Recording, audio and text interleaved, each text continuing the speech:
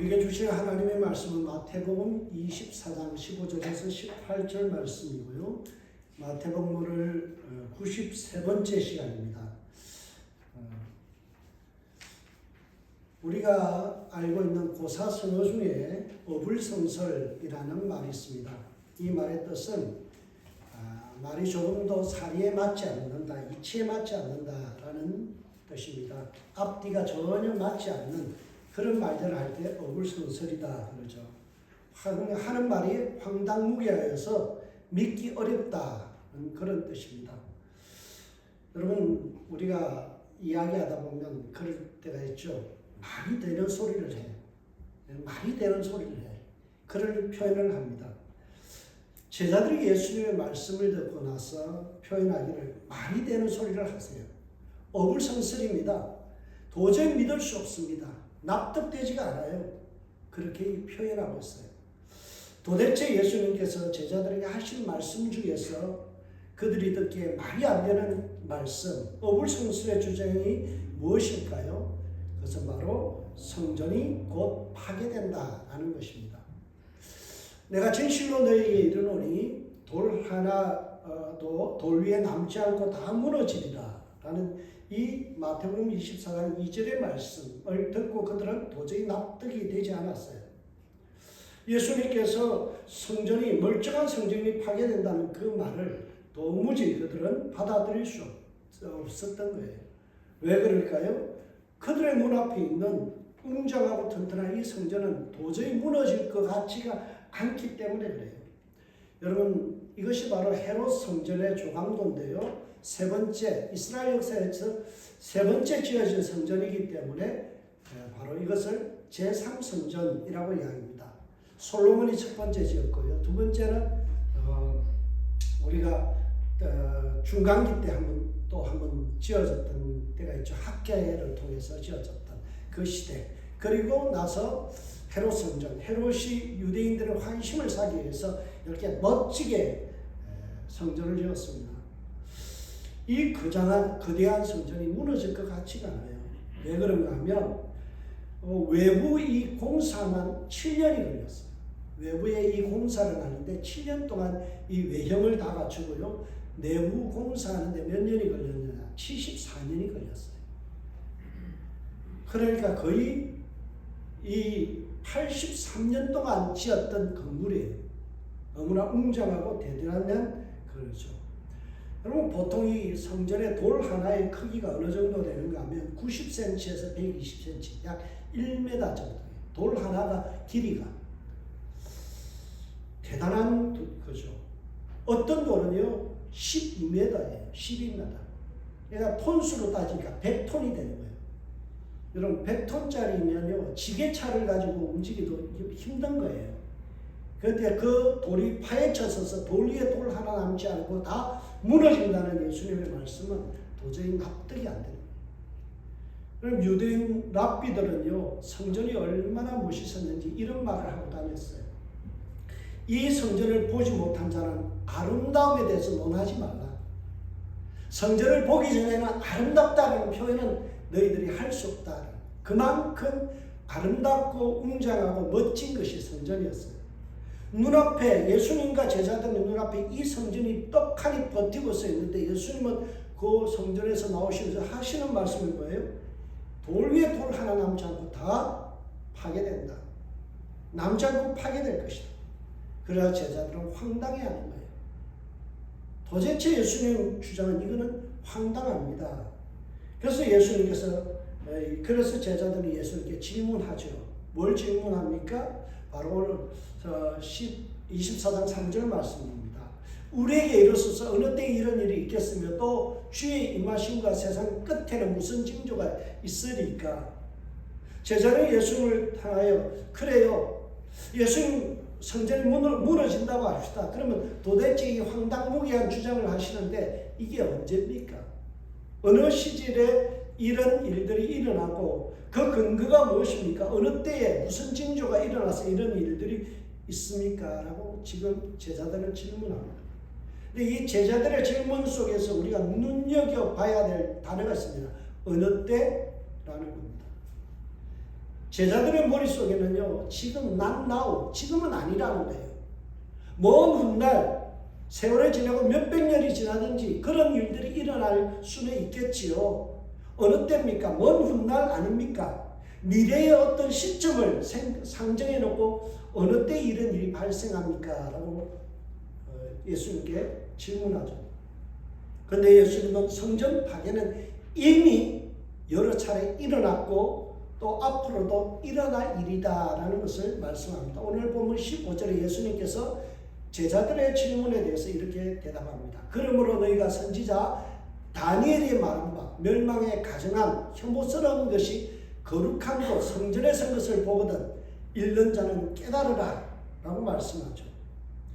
예수님께서 예언하신 거룩한 성전에 가증한 것이 세워지는 사건은 먼 훗날 일어날 것이 아니라 예수님 시대 이전에도 이미 두 차례나 있었다라는 거예요. 첫 번째 사건은 바로 열왕기하 25장에 기록되어 있습니다. 주전 597년에 우리가 성경에 보면 느부갓네살 왕이라는 분이 있죠. 이 느부갓네살 왕이 예루살렘을 정복합니다. 그리고 나서 성전을 완전히 파괴하고 그 금과 그리고 보물을 강탈해가는 그런 일들이 있었죠. 부정한 이방인들이, 가정한 이방인들이 성전을 짓밟아 버렸어요. 그리고 성전에 있는 모든 금으로 된 것을 다 베껴서 기둥에 금으로 칠해져 있잖아요. 그거 싹 다 베끼고 해서 성전을 완전히 쑥대밭으로 만들어 놓고 그리고 포로로 끌고 가버렸어요. 이런 일이 분명히 역사 속에 있었던 거예요. 장차 일어날 일이 아니라 이스라엘 역사 속에 하나님의 거룩한 성전에 가증한 물건들이, 가증한 것들이 있어서 이방인들이 와서 군합발로 짓밟는 일들이 있었다라는 거예요.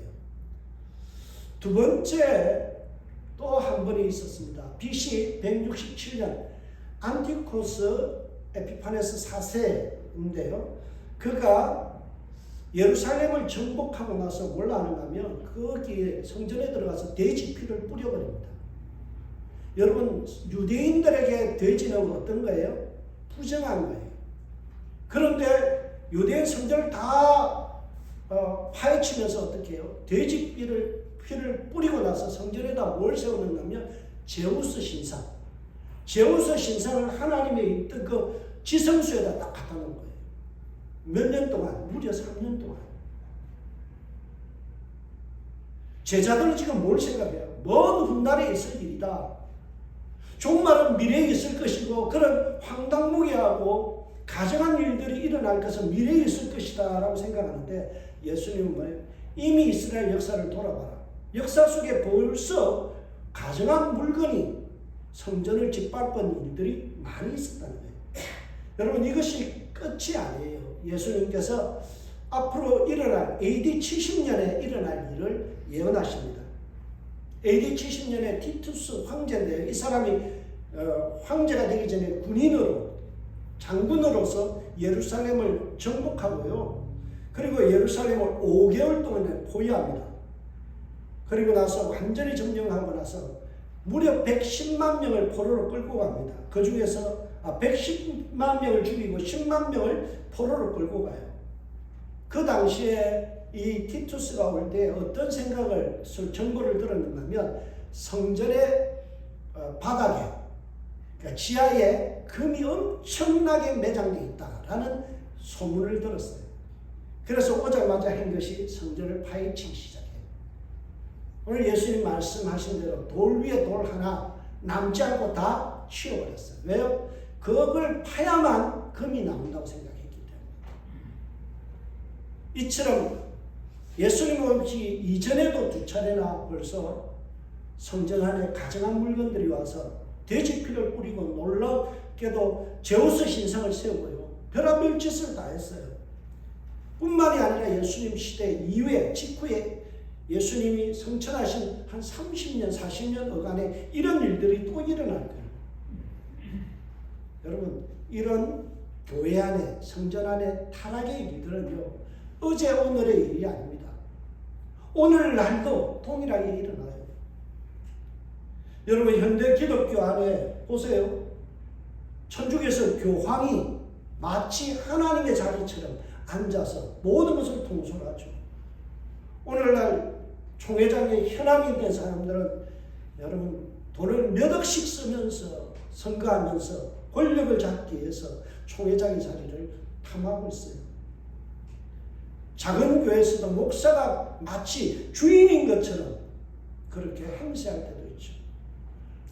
교회가 아니라 목사교가 되어버리는 안타까운 일들을 봅니다.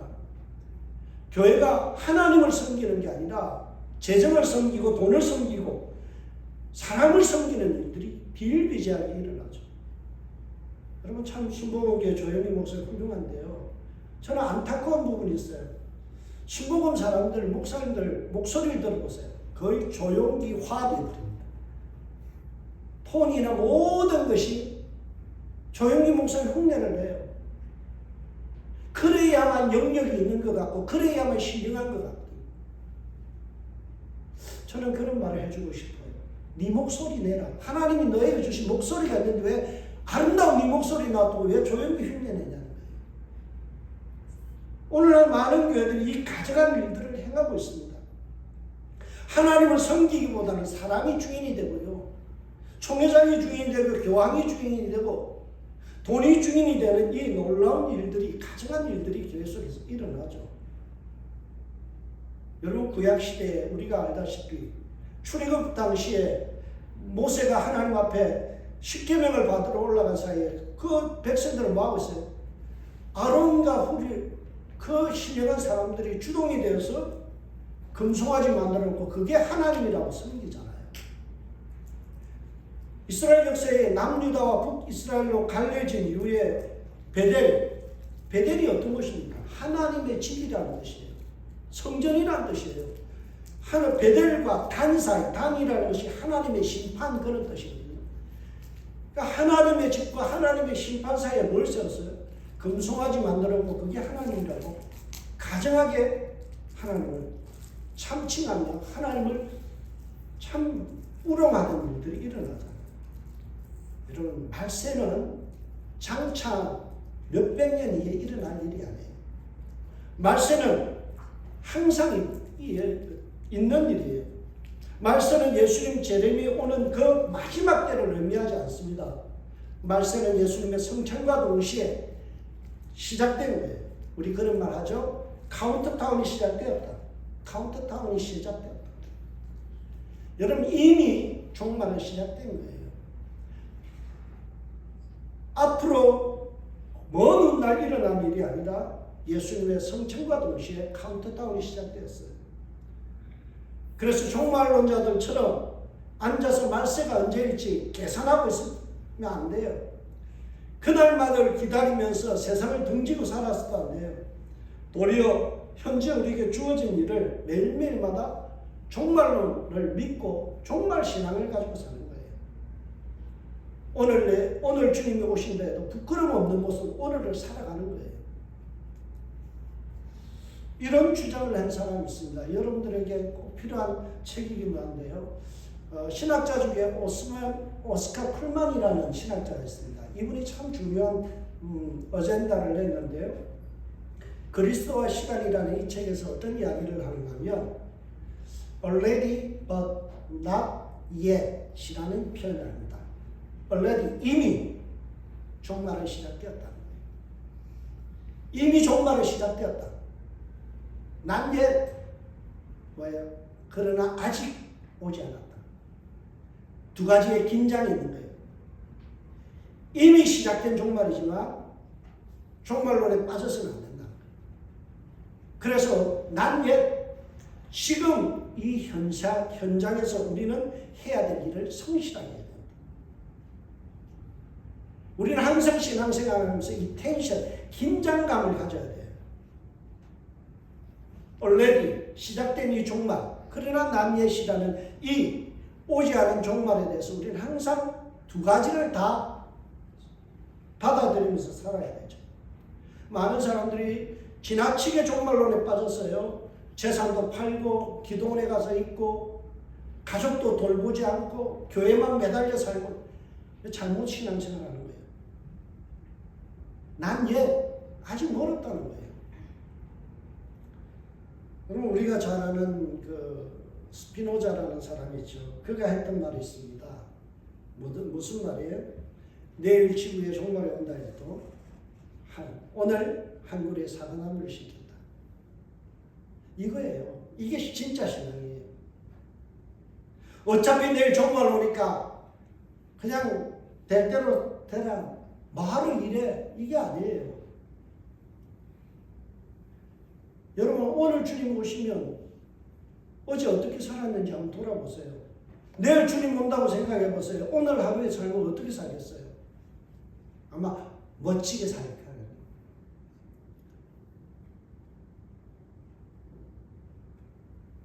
내게 주어진 현실, 이 일에 충성하며 살아야 돼요. 그러나 우리가 하루하루를 살아가면서 어떻게 돼요? 충성하지만 지나치게 현실주의자가 되어서는 안 돼요. 현실만 봐서는 안 돼요. 왜냐하면 너무 현실을 강조하다 보면요, 현실에 빠져들어서 세속화되고 이 생활에만 최선을 다하게 돼요. 그러면 뭐가 없어요? 미래에 오실 주님을 준비하는 모습이 없다라는 거예요. 그래서 우리는 이 두 가지 항상 긴장 속에서 스피리추얼 텐션을 가지고 살아야 된다는 거예요. 주님의 재림이 임박했다라는 긴장감 속에서 오늘도 살아내야 되는 거예요. 현실에 안주하면 안 돼요. 현실에 충실해야 되지만 현실만을 위해서 살아가는 그리스도인은 아니라는 거예요. 그래서 우리에게는 항상 스피리추얼 텐션, 영적인 긴장감이 필요하다라는 거예요. 그것을 가르쳐주기 위해서요, 현실을 충분히 최선을 다해서 살아가야 되지만 오늘 보면 16절에 이 말씀이에요. 너희들이 종말이 되거든 산으로 도망쳐라, 도망할지어다 라고 말씀하죠. 여러분 왜 하필 도망치는 장소가 불이나 광야나 바다가 아니고 산일까요? 왜 산으로 도망하라 그러고 있어요? 지하로 내려가든지 지하실로 내려가든지 아니면 바다로 가든지 섬으로 가든지 그런 말씀 안 하고 왜 산으로 가라 했을까요? 이 유대인들의 생각에 굉장히 중요한 의미가 있기 때문에 유대인들에게 산이라는 장소는요 하나님의 임재의 장소예요. 여러분 우리가 잘 아는 믿음의 조상 아브라함이 모리아산에서 하나님을 만나잖아요. 우리가 잘 아는 모세가 호렙산에서 하나님 불꽃 속에서 만나잖아요. 여러분 엘리야가 호렙산에서 하나님의 임재를 경험하잖아요. 예수님의 제자들 베드로, 야고보, 요한이 변화산에서 예수님 만나잖아요. 하나님의 임재와 변화를 경험하잖아요. 그런 의미에서 산으로 도망하라는 말은요, 현실이 힘들고 종말이 오고 내가 신앙으로 감당하기 힘든 혹독한 시련이 올 때 너는 하나님의 임재의 수위를 높이라는 거예요. 하나님을 만나는 시간을 더 많이 가지라는 거예요. 여러분 하나님의 임재를 경험하지 못하면 우리는 현실의 혹독한 시련 속에서 유혹을 이겨낼 수가 없어요. 우리의 힘만을 가지고 이 세상을 승리할 수 없다는 거예요. 우리가 최선을 다해서 현실을 살아가지만 하나님의 임재와 하나님의 도우심이 없이는 우리가 이 세상에서 승리하는 그리스도인으로 살아갈 수 없는 거예요.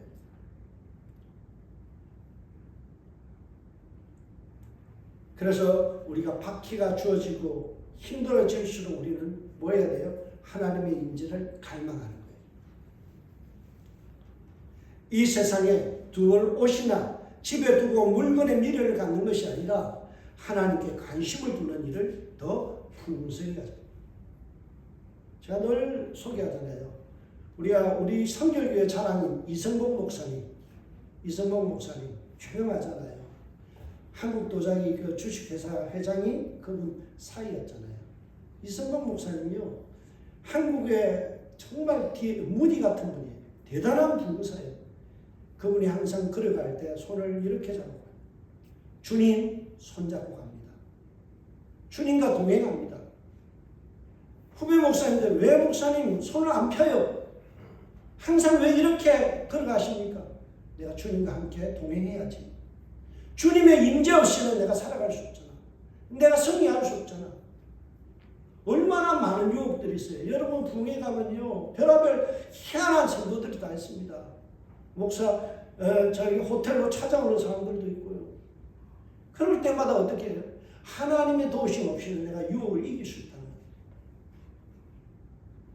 여러분 이것이 우리에게 정말 중요한 인사이트예요. 힘들수록 하나님의 임재를 경험해요. 여러분 성도가 세속화를 막기 위해서 내가 살아가는 이 현실에서 제대로 살기 위해서는 하늘로부터 내리는 능력을 받아야 돼요. 저와 여러분이 이 능력 받길 주님을 축복합니다. 아멘. 그러면 이 능력의 비결이 뭘까요? 바로 기도하는 것입니다. 기도의 습관을 키우는 거예요. 여러분 성경은 말씀하잖아요. 너는 내게 부르짖으라 내가 내게 응답하겠고 내가 알지 못하는 크고 비밀한 일을 내게 보이리라. 하나님께서 우리에게 약속하셨잖아요. 기도 외에는 이런 이유가 나갈 수 없다. 네가 능력 있게 살려면 기도해라. 기도는 하나님의 임재에 경험하는 것이에요. 그래서 오늘 20절 마지막에서 보면 무엇을 명령해요? 기도하라 라고 명령하고 있어요. 기도하라. 기도를 통해서 하나님의 임재를 경험하라는 거예요. 시편 50편 15절에 우리 잘 아는 말씀이죠. 환난 날에 나를 부르라. 내가 너를 건지리니 내가 나를 영화롭게 하리라. 여러분 우리의 삶에 영광이 임하려면요 뭐 해야 된다고요? 기도하라는 거예요. 부르짖으라는 거예요. 현실을 제대로 살기 위해서 기도 없이는 살아갈 수 없다는 거예요. 조지 허버트라는 이 귀한 분이요 16세기 신이면서 목회자였던 조지 허버트가 이런 말합니다. 기도는 아침을 여는 열쇠이자 밤에 자물쇠가 되어야 한다. 여러분 아침에 일어나서 잠시 기도하세요. 제가 늘 가르쳐 주잖아요. 3분 기도. 아침에 3분 기도하시고요. 또 저녁에 자기 전에 3분 기도하고요. 점심 때 시간 날 때 한 3분 기도하고. 하루에 9분만 기도해도 훌륭한 그리스도인이에요. 하루에 10분 기도하는 거 결코 쉽지 않아요, 여러분. 한번 돌아보세요. 여러분들 하루에 10분, 3번 기도하나. 그러면서 우리가 어떻게 세상의 유혹을 이겨요? 여러분 우리가 기도하지 않으면 현실의 삶에서 실패합니다. 위로부터 내리는 능력받지 아니하면 우리가 사단 마귀의 힘을 이길 수가 없어요. 마태복음 24장에 계속 되풀이되는 말이 있습니다. 미혹이라는 거예요. 미혹이란 말은 헛갈려 갈팡질팡하는 마음이에요. 이 플로나오라는 이 단어는요, 이것은 매우 우리에게 쏘아 넘어가다 길을 잃게 하다라는 뜻이에요. 여러분 24장에 뭘 이야기합니까? 4절에 보세요. 미혹을 받지 않도록 주의해라. 5절에 많은 사람이 미혹하리라. 11절에 많은 사람이 미혹하게 하겠으니 오늘 보면 24절에 할 수만 있으면 택하여진 자들을 미혹하리라. 할 수만 있으면 우리를 쓰러뜨리기 위해서 미혹하게 하고요. 정신 못 차리게 헷갈리게 만들고 갈팡질팡하게 만들어요. 우리가 영적 긴장감을 놓아버리고 기도하지 않으면요. 하나님이 주시는 힘과 능력을 우리가 제공받지 않으면 미혹당하는 거예요. 쏘가 넘어가는 거예요. 갈팡질팡하는 거예요. 길을 잃게 되는 거예요. 여러분의 인생이 요즘 답답하십니까? 뭔가 갈팡질팡하고 있습니까? 생활이 어지럽습니까? 어디에 문제가 있나요? 하나님의 임재를 경험하지 못합니다. 하나님은 내 삶 속에 들어오셔서 나를 붙드시고 내게 은혜 주시고 능력 주시는 경험이 약해져 있다는 거예요. 다른 게 아니에요. 다른 데 문제가 있는 게 아니에요. 내 기도가 약해져 있는 게 문제예요. 그래서 심지어는요. 기도를 쉬는 뭐라고요? 죄라고 그랬어요. 죄. 기도 안 하는 게 뭐라고요? 그리스도인의 죄라는 거예요. 왜? 죄라는 것은요. 하나님과 관계가 삐뚤어진 게 죄예요. 하나님의 임재를 경험하지 못하고 살아가는 거는요. 죄예요. 내가 아무리 남들과 싸우지 않아도 미워하지 않아도 내가 오늘 삶에서 아침에 일어나서 오늘 집을 나서기 전 기도했나요? 오늘 만날 사람을 위해서 기도했나요? 기도는 우리에게서 꼭 필요한 거예요. 그래서 기도해야 돼요. 여러분, 우리가 인생이 갈팡질팡하지 않고 제대로 살기 위해서는 기도만이 능력인 줄 믿습니다. 하루에 아침에 3분, 저녁에 3분 기도하는 훈련 하시길 주의 이름으로 축복합니다. 근데 이 말씀이 예수님께서 1차적으로 제자들에게 하신 말씀 같지만 마태는 이 말씀을 기록하면서요, 이 말씀을 어떻게 기록했는가 하면 2인칭, 너희들, 제자들이라고 하지 않았고 3인칭으로 기록했어요. 3인칭은 모든 사람. 그러니까 모든 그리스도인은 기도해야 된다. 영적 긴장감을 가지고 매일마다 주님의 임재를 경험하지 않으면 죄 짓는 거예요. 내게 능력이 없는 거예요. 휘둘리는 거예요. 그럼 제가 부끄러운 고백 한번 했잖아요. 제가 전도사 시절에 기도 좀 한다고요. 참 막 상기도 가고 열심히 했거든요. 아침 저녁으로 기도하고 막 했는데요. 저 때에서는 굉장히 그 자신감이 충만했어요. 귀신 들린 사람이 나보고 탁 만났는데요. 너는 안 무서워 그러더라고요. 제가 그 말 듣고요. 얼마나 머리가 쭈삣쭈삣 섰는지 몰라요. 전도사 시절에요. 귀신 들린 사람이 교회 왔는데 너는 안 무서워 하는 거예요. 그 말이 얼마나 창피해요, 목회자가. 그런데 위로가 되는 게 옆에 있던 부목사님보다 안 무섭대요. 조금 위로가 됐어요. 그런데 우리 담임 목사님 딱 들어오시니까 그냥 깨갱하고 꼬리 딱 내리고요. 귀신이 도망가더라고요. 제가 그거 경험하면서 그래요. 기도가 부족해요. 기도가 부족합니다. 여러분, 기도하지 않으면 사단 마귀한테 우롱당해요. 여러분, 세상 가면 갈수록 고난과 유혹의 강도는 세집니다. 음표 중에서 앞으로 보면요, 크레센도라는 말이 있습니다. 점점 강하게. 핍박과 고난은 가면 갈수록 강해져요. 21절 보세요. 이런 그때 큰 환란이 있겠습니다. 창세로부터 지금까지 이런 환란이 없겠고 후회도 없으리라. 예수님의 재림의 순간, 그때는요, 얼마 남지 않았으면 어떤 일이 일어난다고요? 큰 환란. 전무후무한 환란. 여러분, 그 환란 속에서 신앙 지킬 자신 있어요? 나를 쓰러뜨리고 유혹하는 많은 환란 속에서 내가 믿음 잃지 않고 신앙 버리지 아니하고 신앙 고백할 수 있는, 순교할 수 있는 마음이 있나요? 나를 죽인다고 할 때에도 나는 예수 믿습니다. 그것을 고백할 수 있는 용기가 있나요? 여러분, 종말이 되면 결코 우리의 삶은 녹록하지 않습니다. 23절 보세요. 그때 사람들이 내게 말하되 보라, 그리스도가 여기 있다 혹은 저기 있다 하여도 믿지 말라. 종교 사기꾼들이 판을 친대요. 여러분, 한국에만 재림 예수라고 자칭하는 사람이 40몇 명이래요. 내가 예수다 하는 사람이 40몇 명이래요. 오늘날도 그런데요. 가면 갈수록 그런 사람들이 너무 많아요. 통일교 보세요. 신천지 보세요. 여러분, 얼마나 많은 이단들이요. 많은 영혼들을 얼마나 미혹하여서 이단으로 끌고 가세요. 더불어 우리가 영적으로 기도하고 내 영혼을 지키기 위해서 어떻게 해야 될까요? 아침마다 저녁마다 기도합니다. 제가 참 기쁜 소식을 하나 들었는데, 우리 어머니가 올해 100세잖아요. 예, 100세인데요. 치매 끼가 있어서 참 많이 그랬는데요. 정신이 말짱해졌대요. 요즘 하시는 일이 뭐냐 그랬더니 기도하고 말씀 보는. 여러분, 우리 어머니 한쪽 눈 실명이에요. 한쪽 눈도 돋보기라 봐야 그리 보여요. 근데 100세의 노인도요, 성경 읽는데요, 매일마다. 기도한대요. 주님 만날 준비하는 거예요. 여러분, 준비되어 있나요?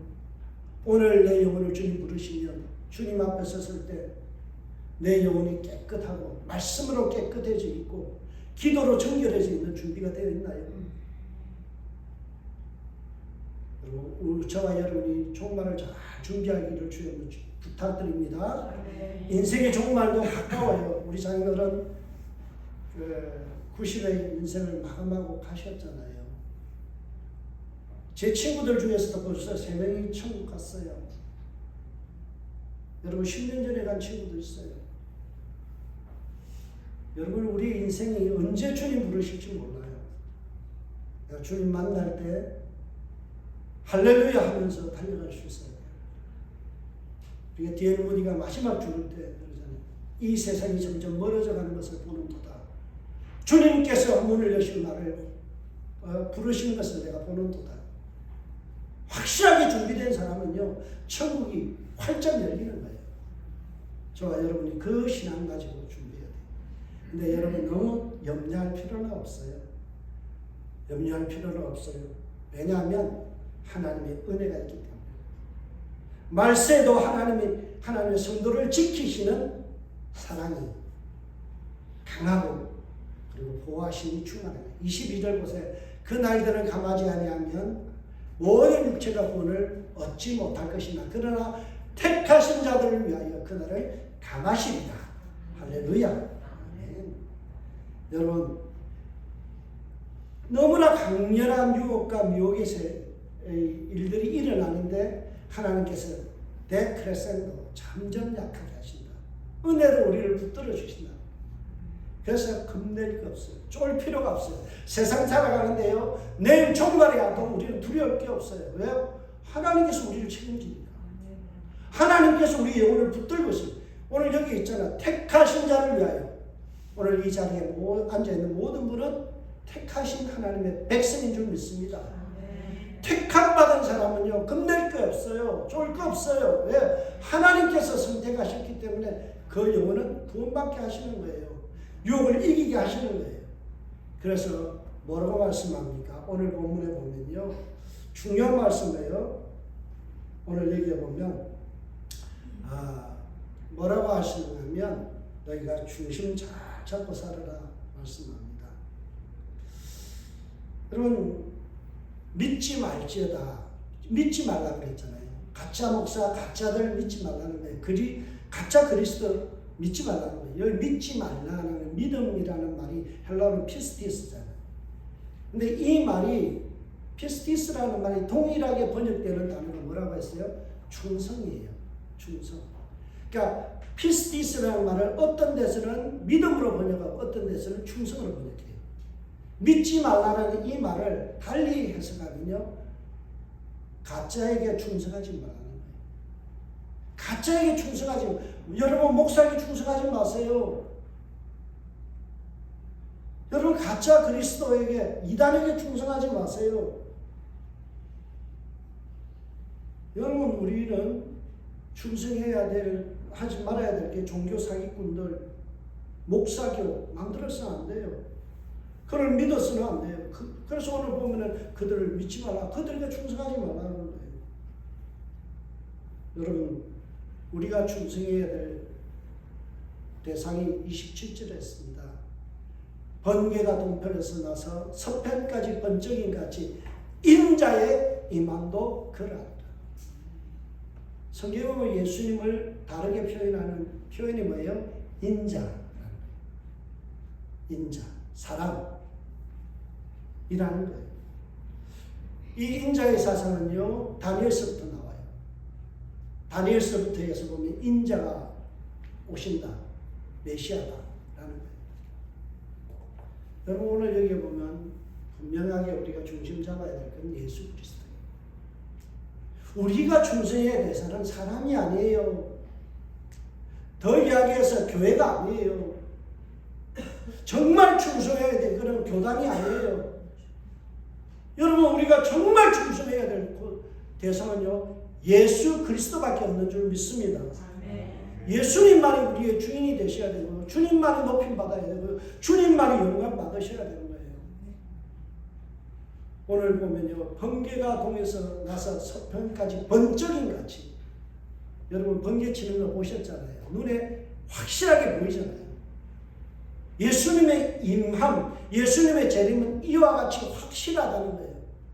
번개가 칠 때 눈으로 확실하게 보이듯이 주님의 재림은 확실한 사건이라는 거예요.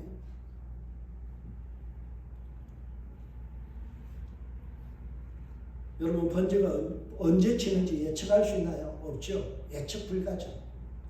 여러분 늘 긴장 속에서 오직 예수님 중심으로 신앙생활해라. 이 말씀이에요.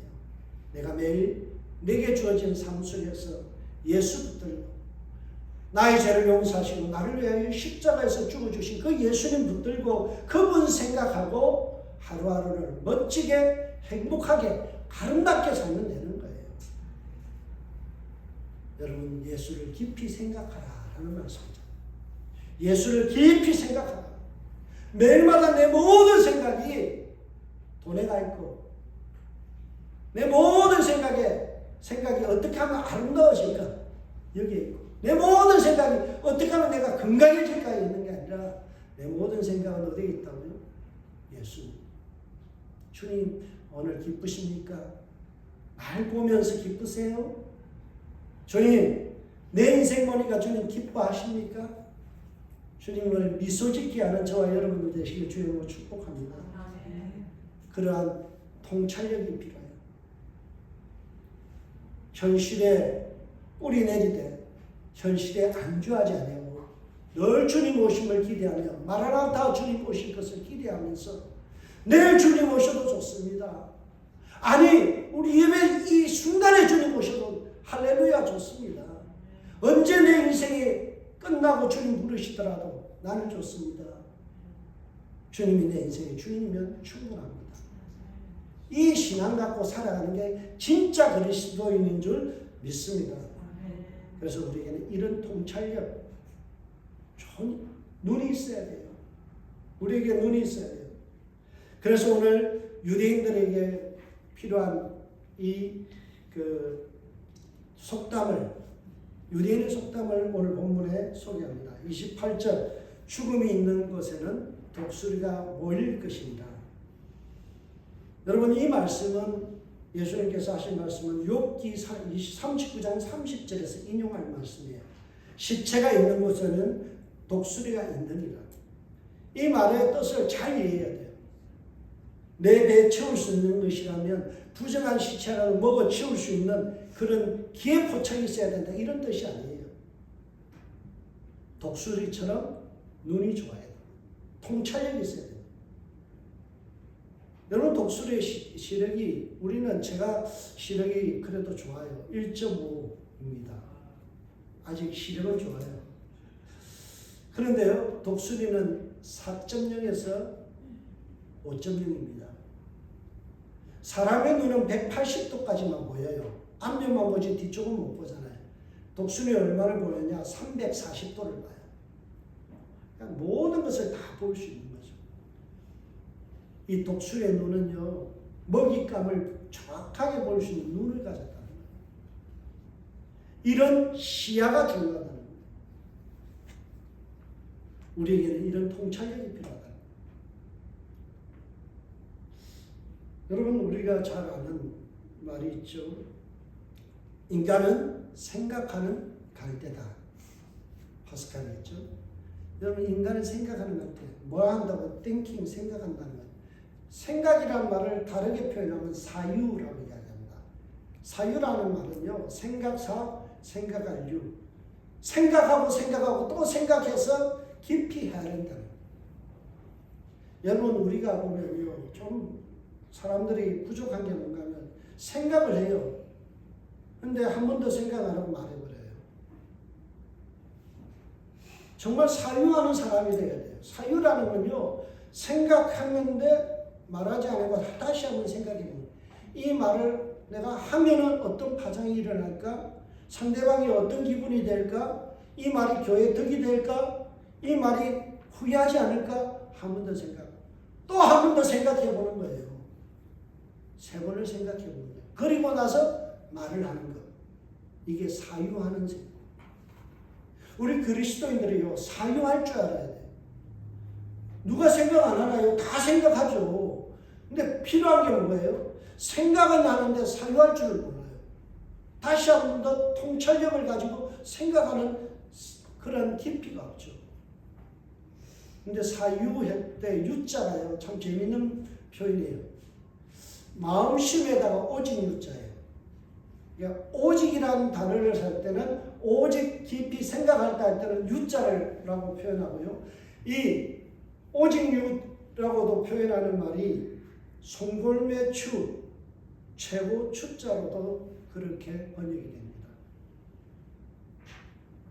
송골매, 매와 같이 독수리 같은 눈을 가지고 정확하게 보는 통찰력. 그게 사유예요. 오늘날 우리가 그리스도인들이 너무나 감각적인 시대를 살잖아요. 그냥 눈으로 보는 대로 말하잖아요. 느끼는 대로 말해버리잖아요. 그리고 나서 돌아오면 에이 그 말 안 할 것. 괜히 그 말 해가지고 관계가 틀어졌어. 괜히 그 말 해가지고 마음 아프게 했어. 괜히 그런 생각해가지고 그 말 하고 나서 후회할 때가 얼마나 많아요.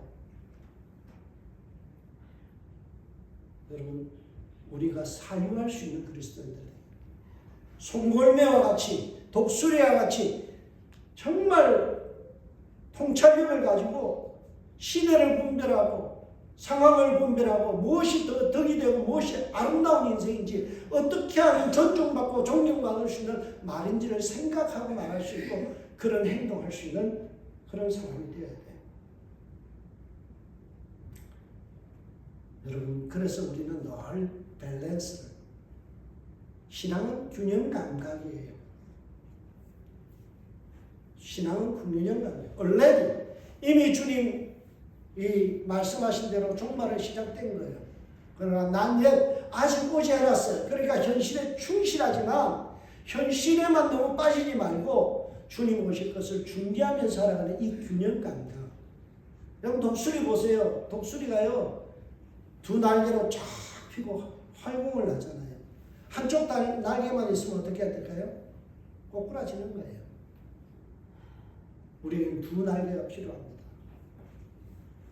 이 세상에서 현실에서 충실하면서도 주님 오실 것을 매일마다 준비하고, 주님 지금 오셔도 좋습니다. 내일 오셔도 좋습니다. 내일 내 생명이 끝나도 좋습니다. 주님 맞이할 준비되어 있습니다. Are you ready? Yes. 할 수 있어야 돼요.